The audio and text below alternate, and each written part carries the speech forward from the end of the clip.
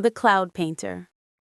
High above the world, where airplanes fly and birds rarely venture, there lived a girl named Celeste, whose job was to paint the clouds. Every morning, she woke up in her small house, which sat on a particularly sturdy cumulus cloud, ate her breakfast, cloudberry pancakes, of course, and selected her paints for the day. Celeste had been painting clouds since she was very small. Her mother had been a cloud painter before her, and her grandmother before that, going back generations. It was important work, her mother always said, because the sky needed to be beautiful for all the people and animals looking up from below. Celeste loved her job most days. She loved swooping through the sky on her cloud board, paintbrush in hand, turning ordinary white clouds into stunning sunset oranges and pinks, or deep stormy grays, or the soft purple blue of twilight. But lately, Celeste had been feeling bored. Every day was the same: white clouds in the morning, colorful sunsets in the evening, gray clouds when it needed to rain, fluffy white clouds again the next day. The same patterns, over and over, forever. There has to be more than this, Celeste said to her pet wind, Gusty, who lived in a bottle and helped blow her from cloud to cloud. Gusty whistled non-committally. Winds are very good at not giving direct answers. One Tuesday morning, Celeste decided to do something different. Instead of painting the sunrise clouds the usual shades of pink and orange, she painted them purple. Not subtle purple, bright, vivid, electric purple that lit up the whole sky like a grape explosion. Down on Earth, a boy named Sam was walking to school when he looked up and stopped dead in his tracks.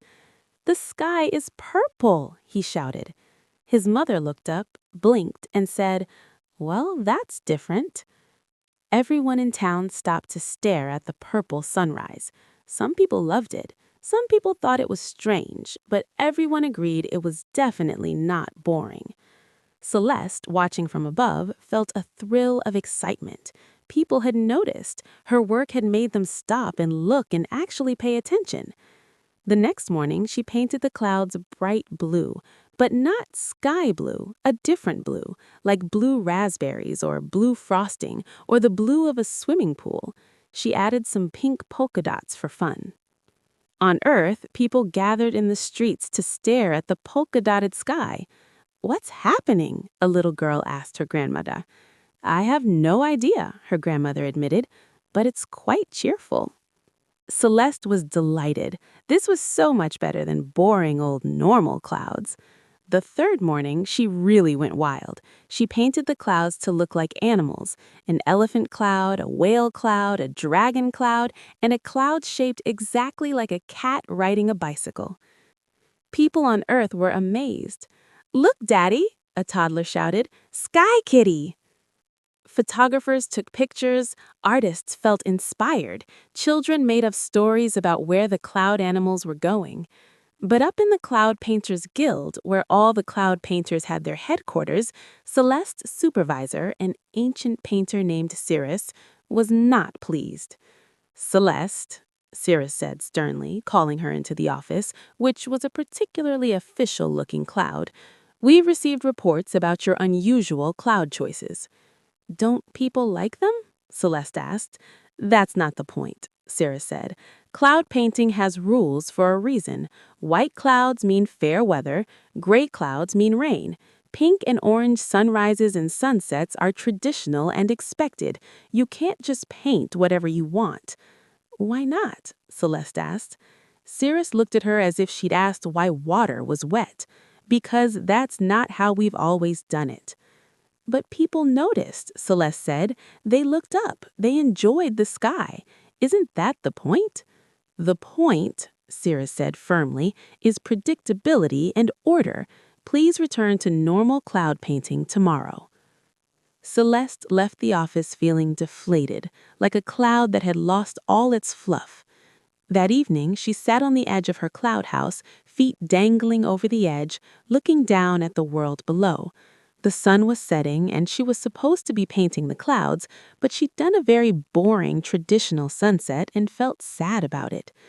"What's the point of painting if you can't paint something that makes you happy?" she asked Gusty.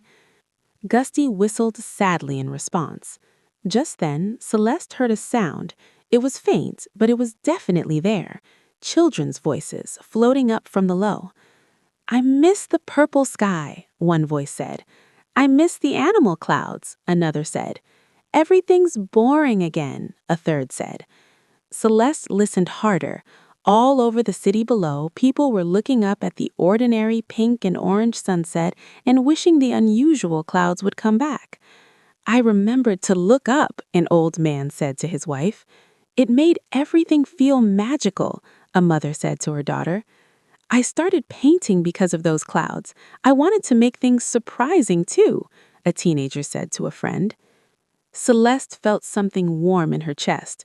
Her unusual clouds hadn't just been noticed, they'd mattered. They'd changed something for people. They'd made the ordinary world feel a little more magical. She thought about what Cirrus had said, predictability and order. Those things were fine, but were they enough? Did the world really just need the same sky day after day, or did it need beauty, surprise, wonder? Celeste made a decision.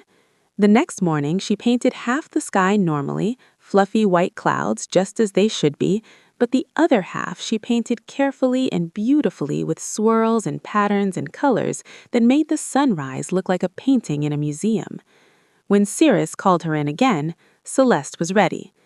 "I'm not breaking the rules entirely," she explained. "The clouds still work properly. The white ones bring fair weather, the gray ones bring rain. But I'm adding beauty too.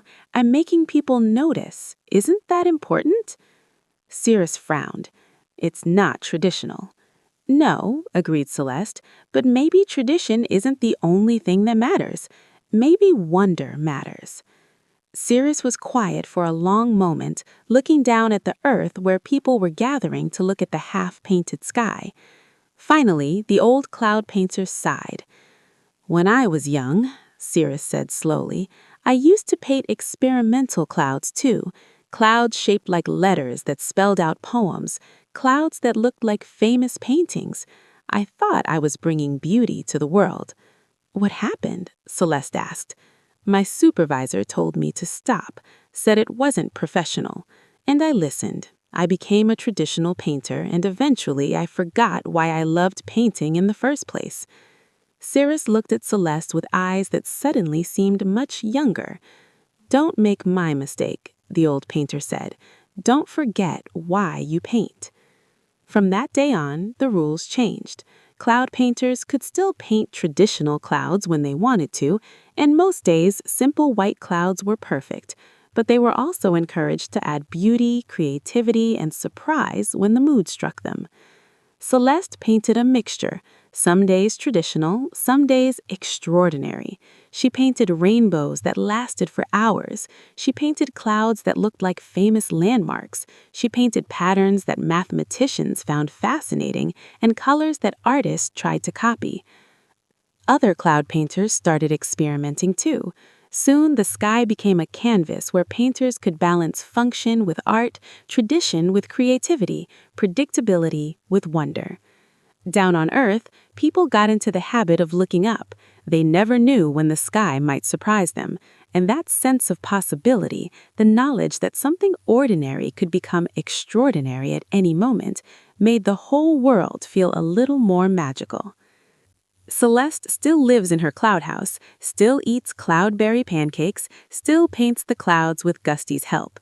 But now when she paints, she remembers her job isn't just to make the sky look a certain way, it's to make people look up. It's to remind them that the world is full of beauty and surprise, if only they remember to notice.